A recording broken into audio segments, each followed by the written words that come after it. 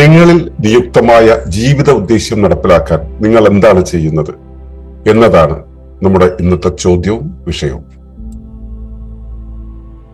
അതിനെക്കുറിച്ച് പറയുന്നത് ഇവിടെ ഇങ്ങനെയാണ്. Purpose fulfilment, align with rhythm, act freely and let destiny unfold naturally. 5ാമത്തെ അധ്യായമാണ് മാനവ ജീവിത ഉദ്ദേശ്യം കണ്ടെത്തലും നിറവേറ്റലും. അതിൽ ഉദ്ദേശ്യം നിറവേറ്റൽ എന്നുള്ളതാണ് ഇന്നത്തെ വിഷയം. അപ്പൊ അതിനായി നമ്മൾ എന്തെല്ലാമാണ് ഇന്നത്തെ ദിവസം ചെയ്യേണ്ടത്? എന്തെല്ലാമാണ് മനോതലത്തിൽ നാം ചെയ്യേണ്ടത്, എന്തെല്ലാമാണ് കായതലത്തിൽ ചെയ്യേണ്ടത്, എന്തെല്ലാമാണ് ക്രിയാതലത്തിൽ ചെയ്യേണ്ടത് എന്നുള്ളതാണ് നമ്മൾ ഇന്ന് വിഷയമാക്കുന്നത്. ഏവർക്കും നമസ്കാരം. ശുഭകരമായിട്ട് ഈ ദിനം സന്തോഷകരമാവട്ടെ, സൗഖ്യകരമാകട്ടെ, അനുഭവങ്ങളും അനുഭൂതികളും നമ്മെ എവരെയും നയിക്കുമാറാണ്. അപ്പോ ഉദ്ദേശ്യത്തെ, നിയുക്തമായ ഉദ്ദേശ്യം, ആ ഉദ്ദേശ്യത്തെ നടപ്പിലാക്കാൻ നമ്മൾ എന്താണ് ചെയ്യുന്നത് എന്നുള്ളതാണ് നമ്മൾ ഇന്ന് ചർച്ച ചെയ്യുന്നത്. അപ്പോ ഇത് പല തലങ്ങളിൽ നമുക്ക് ചെയ്യാനുണ്ട്. നമ്മുടെ ജീവിത ഉദ്ദേശ്യം നടപ്പിലാക്കുക എന്നുള്ളത് പല തരത്തിൽ ചെയ്യാനുണ്ട്.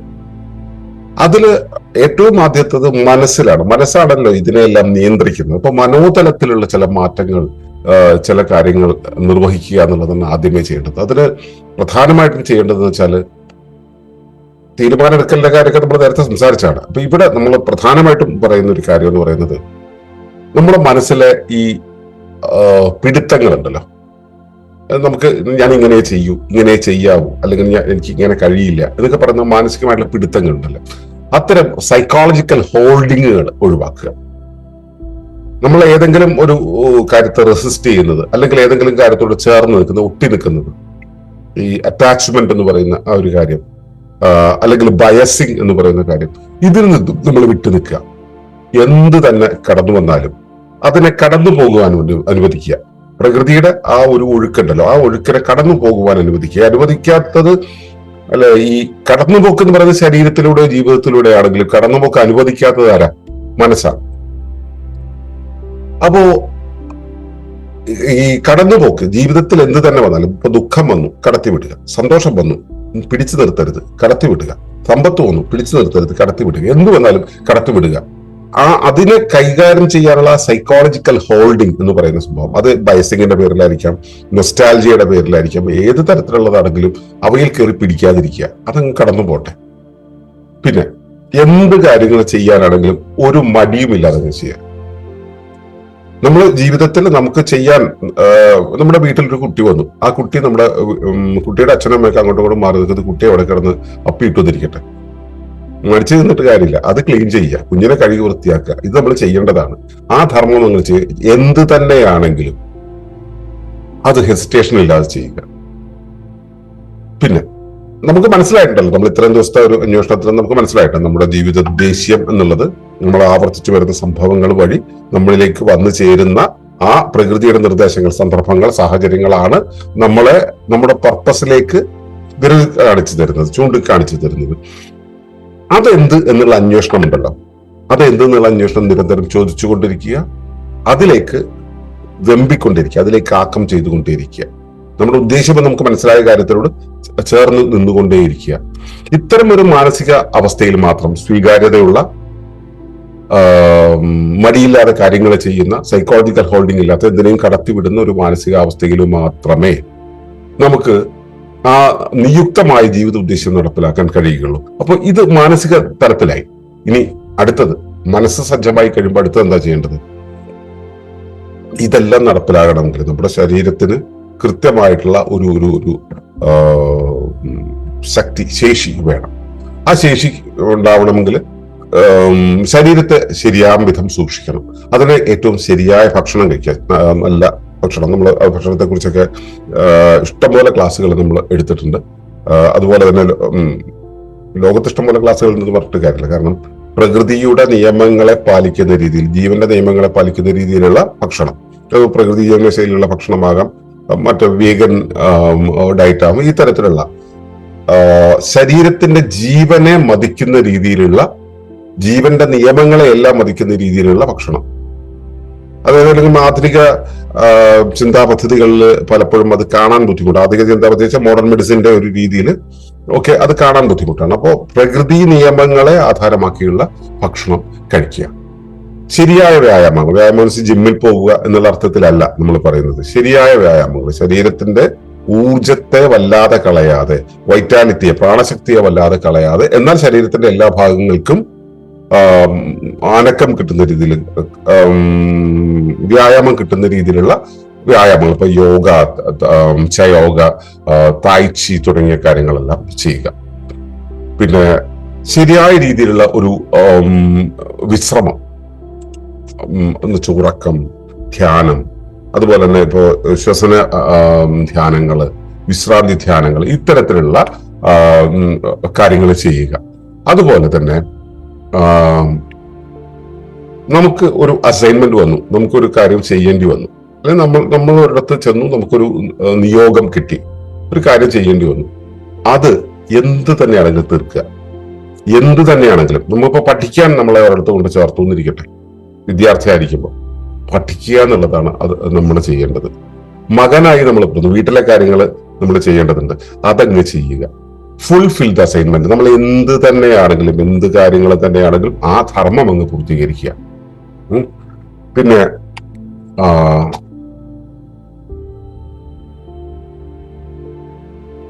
പിന്നെ ചെയ്യേണ്ട ഒരു കാര്യം എന്ന് പറയുന്നത് extend yourself into the outer world. നമ്മളെ പുറം ലോകത്തേക്ക് തുറന്നു വയ്ക്കുക. ഈ ഔട്ടർ വേൾഡ് എന്ന് പറയുമ്പോൾ നമ്മൾ മനസ്സിലാക്കേണ്ട ഒരു കാര്യം എന്ന് പറയുന്നത്, ഈ ഞാൻ എന്ന് പറയുന്ന ആ വേലിയുണ്ട്, വേലിയുടെ അപ്പുറത്തും അകം ഇപ്പുറത്തും, അത് രണ്ടു പുറത്താണ്. ഇനി അതിനെ നമ്മൾ അകത്തുനിന്ന് തന്നെ പറയുകയാണെങ്കിൽ, അകം ലോകത്തെ നമ്മൾ അറിയണമെങ്കിൽ, ഞാനിനെ അകം ലോകത്തിന് പരിചയപ്പെടണമെങ്കിൽ ഞാൻ ചെയ്യേണ്ടത് എന്താ വെച്ചാൽ മെഡിറ്റേഷൻ, ധ്യാനം ചെയ്യാൻ കഴിയില്ല, ധ്യാനത്തിലേക്ക് പോകുവാനുള്ള വേദികൾ ഒരുക്കുക, ഔട്ടർ വേൾഡുമായിട്ടുള്ള ഇത് ഡിറ്റാച്ച് ചെയ്യുക, അങ്ങനെയുള്ള കാര്യങ്ങളെല്ലാം ചെയ്യുക. പിന്നെ ഇനി ഔട്ടറായിട്ട് നമുക്കത് ചെയ്യണമെങ്കിലോ സാധന ചെയ്യും. പലതരം സാധനകൾ, ഇപ്പൊ ചയോഗ സാധനയാണെങ്കിൽ ശരി, പ്രാണസാധനയാണെങ്കിൽ ശരി, ഇനിയിപ്പോ ജപസാധനയാണെങ്കിൽ ശരി, സാധനകൾ എന്താണെങ്കിലും അത് ചെയ്യുക. ഇനി പുറത്ത് നമുക്ക് എന്താ ചെയ്യാൻ കഴിയാം? നമ്മൾ പുറത്തേക്ക് ഔട്ട്റീച്ച് ചെയ്യണം എന്നാണ് പറയുന്നത്. നമ്മുടെ ശരീരത്തിൽ നമ്മൾ എന്ത് ചെയ്യുന്നോ ആ ചെയ്യുന്നത് തന്നെ നമ്മുടെ പുറത്തും അതുപോലെ ചെയ്യുക. അത് ചെയ്യാനുള്ള വഴി എന്താ? ചാരിറ്റി ചെയ്യുക. ചാരിറ്റി ചെയ്യുക എന്ന് വെച്ച് കഴിഞ്ഞാല് നമ്മുടെ പരിശ്രമം വെളിയിലുള്ള കാര്യങ്ങൾക്കായിട്ട്, വെളിയിൽ എന്റെ ശരീരത്തിന്റെ ഭാഗമല്ല എന്ന് പൊതുലോകം പറയുന്നവയിലേക്ക്, മറ്റു വ്യക്തികളിലേക്ക്, മറ്റു ജീവജാലങ്ങളിലേക്ക്, മറ്റു സസ്യജാലങ്ങളിലേക്ക് നമ്മുടെ കരുണയെ, നമ്മുടെ ശ്രദ്ധയെ, നമ്മുടെ ധർമ്മത്തെ തുറന്നു വെക്കുക. അവിടെ മറ്റുള്ളവർക്ക്, അതായത് ഇത് ചെയ്യുന്നത് കൊണ്ട് എനിക്കാണ് ഗുണം എന്നുള്ളത് മാറ്റിയിട്ട്, ഞാനൊരു കാര്യം ചെയ്യുന്നുണ്ട് എനിക്കല്ല ഗുണം, സമാജത്തിനാണ് ഗുണം എന്ന രീതിയിലുള്ള കാര്യങ്ങളെ സേവനം ചെയ്യുക. അത്തരത്തിലുള്ള ആളുകളായിട്ട് സത്സംഗത്തിലാവുക. ഇങ്ങനെയാണ് നമുക്ക് ഔട്ട്റീച്ച് ചെയ്യാൻ പറ്റുക. അപ്പോ നമ്മുടെ ശരീരം കൊണ്ട് ചെയ്യേണ്ട കാര്യങ്ങൾ ഏതൊക്കെയാണ്, നമ്മുടെ പർപ്പസ് നടപ്പിലാക്കാനായിട്ട് നമ്മൾ ചെയ്യേണ്ട കാര്യങ്ങൾ ഏതൊക്കെയാണ്? ഇനി ഈ പർപ്പസ് എന്ന് പറയുന്നത് നമുക്ക് മനസ്സിലായിട്ടല്ലോ, ഞാൻ ഇതാണ് ചെയ്യേണ്ടത്. ഇപ്പൊ പാട്ടുപാടാനാണ് എന്റെ പർപ്പസ് എന്ന് വെച്ച് കഴിഞ്ഞാൽ ഈ ചാരിറ്റിയും സേവയും സത്സംഗം കൊണ്ട് മാത്രം തീരുമോ? ഇല്ല. പാട്ട് പാടുക എന്നുള്ള ഇപ്പൊ സത്സംഗം ഉണ്ട്, സത്സംഗത്തിൽ പാട്ട് പാടുന്നതിന്റെ ഉത്തരവാദിത്തം ഏറ്റെടുക്കുക. സേവനം ചെയ്യുക എന്നുള്ളത് ഇപ്പോ രോഗികൾക്ക് പാടി സപ്പോർട്ട് ചെയ്യാം. ഈ പാട്ടിലൂടെ, ഞാൻ പാട്ടെന്ന് ഒരു ഉദാഹരണം പറഞ്ഞതുകൊണ്ട് അതിന്റെ ഒരു സാധ്യത പറഞ്ഞതാണ്. അതുവഴി നമ്മൾ എങ്ങനെയാണോ പുറം ലോകത്തേക്ക് ഔട്ട്റീച്ച് ചെയ്യേണ്ടത് അത് ചെയ്യുക. അപ്പൊ നമ്മിലേക്ക് അസൈൻഡ് ആയിട്ട് വന്നിട്ടുള്ള നമ്മുടെ പർപ്പസ് നമ്മൾ തിരിച്ചറിയുന്ന കാര്യങ്ങൾ ചെയ്തുകൊണ്ടിരിക്കുക. അതിൽ മാത്രം അഭിരമിച്ച് നിൽക്കാതെ ഇരിക്കുക. ഈ പറയുന്ന ബേസിക് ആൽഗരിതം, അതായത് ശരിയായ വിധം ശരീരം സൂക്ഷിക്കുക, ശരിയായ ഭക്ഷണം കഴിക്കുക, ശരിയായ വ്യായാമം ചെയ്യുക, ശരിയായ സാധന ചെയ്യുക, ശരിയായ ധ്യാനം ചെയ്യുക, ശരിയായ സേവനം ചെയ്യുക, ശരിയായ ധർമ്മ വ്യാപാരം എന്ന് വെച്ച് കഴിഞ്ഞാൽ ധർമ്മത്തിലുള്ള ഇടപെടൽ ചെയ്യുക. ഇങ്ങനെയുള്ള കാര്യങ്ങൾ ചെയ്യുന്നതിൻ്റെ ഒപ്പം നമ്മൾ ഈ നമ്മുടെ പർപ്പസ് നമുക്ക് മനസ്സിലായ കാര്യങ്ങൾ കൂടി ചെയ്യുക. അപ്പോഴാണ് ആ പർപ്പസ് ശരിയായ രീതിയിൽ ഫുൾഫിൽഡ് ആവുക. ഇനി ആണ് ക്രിയാതലം വരുന്നത്. ക്രിയാതലം വരുന്നതെന്ന് വെച്ച് കഴിഞ്ഞാല് ക്രിയ എന്ന് പറയുന്നത് നമ്മൾ അതിനു വേണ്ടി ചെയ്യുന്ന ചില പ്രത്യേക പ്രവർത്തനങ്ങളാണ്. അതില് നമ്മുടെ ശ്രദ്ധയോടുകൂടി ചെയ്യുന്ന നമ്മളും പ്രകൃതിയും മാത്രമേ ഉള്ളൂ. അകം ലോകമോ ഇതിനെ നിയന്ത്രിക്കുന്ന വികാരങ്ങളോ അല്ലെങ്കിൽ ഇത് കൊണ്ട് ബെനിഫിഷ്യൽ ആകുന്ന പുറം സമൂഹമോ ഒന്നും അവിടെ വരുന്നില്ല. നമ്മളും പ്രകൃതിയും തമ്മിലുള്ള ആ ഒരു ഇടപെടലിനാണ് ക്രിയ എന്ന് പറയുന്നത്. ആ ക്രിയയുമായിട്ട് ഇടപെടാനുള്ള ഏറ്റവും നല്ല മാർഗം എന്താ? പല രീതിയുണ്ട്. നമ്മളിവിടെ പറയുന്ന മാർഗം എന്ന് വെച്ചാൽ പ്രാണനത്തിലേക്ക് കയറുക, സദാ പ്രാണശ്രദ്ധയിലാവുക. ആ സദാ പ്രാണശ്രദ്ധയിലാകാൻ നമ്മൾ പ്രാണനം ഒരു ഡീറ്റെയിൽഡ് ആയിട്ടുള്ള ഒരു വെർഷൻ തന്നെയാണ് നമ്മൾ പഠിക്കുന്നുണ്ടല്ലോ. അതുപോലെ തന്നെ നമ്മൾ പ്രപഞ്ചത്തിന്റെ താളവുമായിട്ട് ചേർന്ന് നിൽക്കുക. പ്രപഞ്ചത്തിന്റെ താളം ശരിയാണെങ്കിൽ ആദ്യം പ്രപഞ്ചത്തിന്റെ താളമായിട്ട് ഞാൻ ചേർന്ന് പോകണമെങ്കിൽ ആദ്യം എന്റെ താളം എന്താണെന്ന് ഞാൻ അറിയണമല്ലോ. അപ്പൊ എന്റെ താളത്തെ ഞാൻ അറിയുക, എന്റെ സാമാജിക താളവുമായിട്ട് ചേർന്ന് പോവുക, എന്റെ പരിസര താളവുമായിട്ട്, പരിസരം എന്ന് വെച്ചാൽ പരിസരത്തെ ജീവനില്ലാത്ത വസ്തുക്കൾ അല്ലെങ്കിൽ മനുഷ്യരല്ലാത്ത ജീവജാലങ്ങൾ, ഇവയുടെ താളവുമായിട്ട് ചേർന്ന് പോവുക. അങ്ങനെ യൂണിവേഴ്സൽ ഋതുവുമായിട്ട് ചേർന്ന് പോവുക. അതിനു വേണ്ടിയാണ് നമ്മൾ കോട്ടക്കാർ പ്രാക്ടീസ് ചെയ്യുന്നത്. നമ്മൾ ഈ ആത്മയാനത്തില് വളരെ പ്രാണനം പോലെ വളരെ പ്രാധാന്യപ്പെട്ടതാണ് ഈ കോട്ടക്കാർവ് എന്ന് പറയുന്നത്. സ്വയം തിരിച്ചറിയാനും സ്വയം ക്രമീകരിക്കാനും വേണ്ടിയുള്ളതാണ് കോട്ടക്കാർവ്. അപ്പൊ ആ കോട്ടക്കാർ വഴി നമ്മൾ ഇതിന് തുടക്കം വയ്ക്കുക. പിന്നീട് നമ്മുടെ പരിസരത്തുള്ള ഓരോ ചലനത്തോടും നമ്മൾ ചേർന്ന് പോവുക. Tune into the universal rhythm എന്നാണ് നമ്മൾ ഇതിനെ പറയുന്നത്. പിന്നെ constantly follow the flow of the universe. നമ്മുടെ പ്രകൃതിയുടെ, പ്രപഞ്ചത്തിന്റെ നിരന്തര പ്രവാഹമുണ്ടല്ലോ, ആ പ്രവാഹത്തെ നിരന്തരമായിട്ട് ഫോളോ ചെയ്യുക. നിരന്തരമായിട്ട് ഫോളോ ചെയ്യുക. അല്ലാതെ ഇത് എപ്പോഴെങ്കിലും നമ്മൾ ചെയ്യുന്ന ഒരു കാര്യമാണ് പ്രകൃതിയെ ശ്രദ്ധിക്കുക, പ്രാണനെ ശ്രദ്ധിക്കുക എന്നുള്ളതൊക്കെ വല്ലപ്പോഴും ചെയ്യേണ്ട കാര്യങ്ങൾ. Constantly follow the flow of universal prana through vital focusing. ശരീരത്തിലൂടെ പ്രാണൻ ഒഴുകുന്ന വഴി, ശരീരത്തിന്റെ വെളിയിലൂടെ പ്രാണൻ ഒഴുകുന്ന വഴി, ശരീരത്തിന്റെ അകത്ത്, അതായത് നമ്മുടെ അകത്ത് നമ്മൾ ചിന്തിക്കുന്ന ആ ലോകത്ത് ഈ പ്രാണൻ ഒഴുകുന്ന വഴി, അത് നിരന്തരം ശ്രദ്ധിക്കുക. നിരന്തരം ശ്രദ്ധിക്കുക എന്ന് വെച്ചാൽ ഞാനതിനെ പറയുക സദാ പ്രാണശ്രദ്ധ എന്നാണ്. ഞാൻ ചെയ്യുന്ന രീതി വെച്ചാൽ സദാഗതി എന്ന് പറയും. സദാ അത് ഉള്ളിൽ ഇങ്ങനെ ഒഴുക്കിക്കൊണ്ടിരിക്കുന്ന ഒരവസ്ഥ. അപ്പൊ constantly follow the flow of the universal prana through vital focusing. നിങ്ങൾ ചൈതന്യ കേന്ദ്രണത്തിലൂടെ നിങ്ങളുടെ ചൈതന്യത്തെ കൃത്യമായിട്ട് കേന്ദ്രീകരിക്കുന്നതിലൂടെ ശരീരത്തിന്റെ ഏത് വഴിയാണ് പ്രാണൻ ഒഴുകിക്കൊടുത്തിരിക്കുന്നത് എന്നുള്ളത് അറിഞ്ഞുകൊണ്ടിരിക്കുക. ഈ കാര്യങ്ങൾ ചെയ്തതിന് സ്വാഭാവികമായിട്ടും നിങ്ങളുടെ ധർമ്മങ്ങളെല്ലാം മുമ്പിൽ വരും, നിങ്ങളുടെ ഉദ്ദേശം മുമ്പിൽ വരും, ഉദ്ദേശം നടപ്പിലാക്കാനുള്ള സാധ്യതകൾ മുമ്പിൽ വരും. ആ ഉദ്ദേശത്തിനനുസരിച്ച് പോകാൻ നിങ്ങൾക്ക് കഴിയും. അപ്പോ അതല്ലാതെ നമ്മള് ഇവിടെ കിടന്നിട്ട് തലകുത്തി മറിഞ്ഞിട്ടും നമ്മള് കുറേയേറെ കാര്യങ്ങൾ, കുറെ വ്യവഹാരങ്ങളുടെ പുറകെ പോയിട്ട് ഒന്നും ആവില്ല. ഇതൊന്നും ചെയ്യേണ്ടെന്നല്ല പറയുന്നു, ഇവയെല്ലാം ചെയ്യണം. പക്ഷെ അത് ചെയ്യുന്നതിനേക്കാളും കൂടുതൽ നമ്മൾ കായികമായിട്ട് ചെയ്യാറുണ്ട്, മാനസികമായിട്ട് ചെയ്യാറുണ്ട്, ക്രിയാപരമായിട്ട് ചെയ്യാറുണ്ട്.